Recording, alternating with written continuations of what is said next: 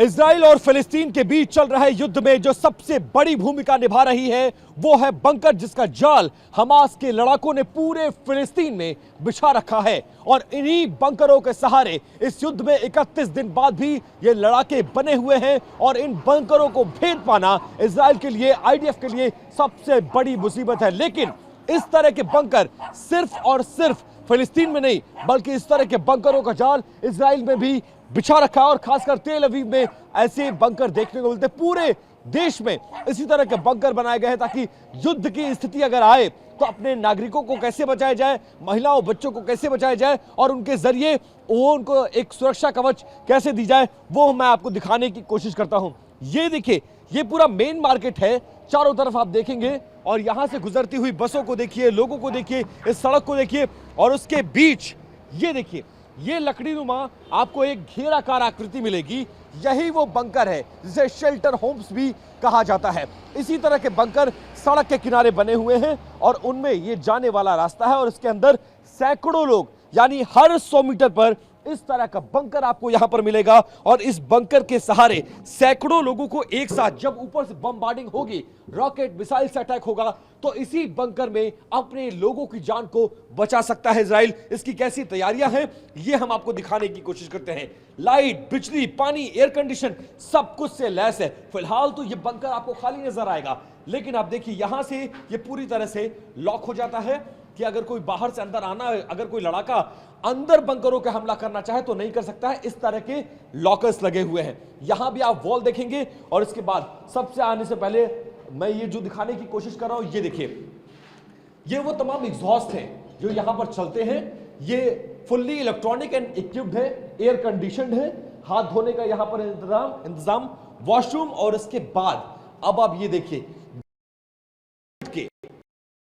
बिजली की वायरिंग और सप्लाई से ये पूरी तरह से इक्विप्ड है।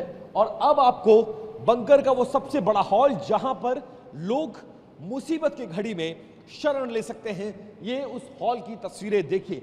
चारों तरफ इस तरह के बड़े बड़े पंखे लगे हुए हैं, मशीन्स लगी हुई हैं, इलेक्ट्रॉनिक इक्विपमेंट्स लगे हुए हैं। ये वो एयर कंडीशन मशीन है जिसके जरिए बाहर से फ्रेश हवा अंदर आ रही है और यहां ये बड़े बड़े जो एग्जॉस्ट लगे हुए हैं, इसके जरिए अंदर की हवा बाहर फेंकी जा रही है। इसके साथ साथ ये कुछ बड़े लॉकर्स बनाए गए हैं। माना यह जाता है कि इसमें हथियारों को छिपाकर रखा गया है और जब जरूरत पड़े तो इसका भी सहारा लिया जा सकता है। इसके साथ साथ मैंने वॉश बेसिन दिखाया, अगर लोग शरण लेंगे तो उनके लिए टॉयलेट, वॉश बेसिन, ये सारा इंतजाम सब कुछ यहाँ किया गया है।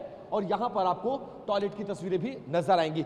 इस तरह के बंकर हर 100 मीटर पर आपको इजराइल की सड़कों के किनारे मिल जाएंगे। इस बात के इंतजामात हैं ये कि कभी भी अगर इस तरह की जरूरत आए तो फिर उसका मुकाबला किया जा सके। और आप देखिए लाइटों का इंतजाम देखिए, चारों तरफ आपको ट्यूबलाइट से ट्यूबलाइट नजर आएंगी। और इस तरह के बंकरों को ऐसा बनाया गया है, ये सौर ऊर्जा से चलने वाले बंकर हैं कि अगर पूरा पावर सप्लाई सिस्टम ध्वस्त भी हो जाए तो यहां एग्जॉस्ट, बिजली और पानी तीनों की कोई कमी ना होने पाए, इस बात के मुकम्मल इंतजाम किए गए हैं। इसी तरह के बंकर सबसे बड़ी बैकबोन है हमास के। जिस तरह के बंकरों का जाल हमास के लड़ाकों ने पूरे के पूरे फिलिस्तीन में बिछा रखा है, सैकड़ों किलोमीटर का बंकर है। उन बंकरों के अंदर खाने, पीने, रहने और यहां तक कि ऐसे बड़े बड़े बंकर बनाए गए हैं कि उसमें छोटे टैंक्स भी सीधे बंकरों में प्रवेश कर सकते हैं।